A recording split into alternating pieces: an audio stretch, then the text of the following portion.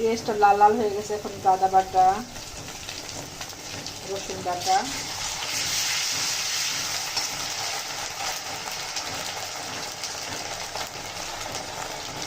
এখন দিয়ে দেবো হলুদের গুঁড়ো,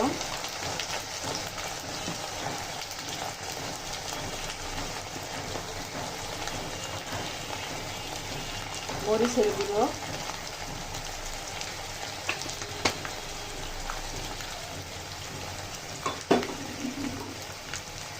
এখন একটু পানি দিয়ে দিব।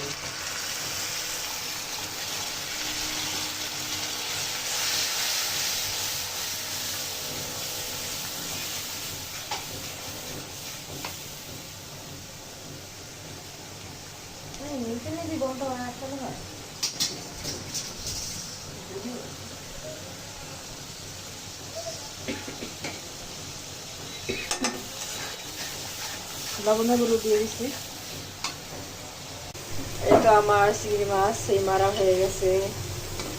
খাইয়ে দেখবেন কেমন লাগে বানিয়ে। ভাতের সাথে অনেক ভালো লাগে, আবার তরকারি দিয়ে রান্না করতে পারেন।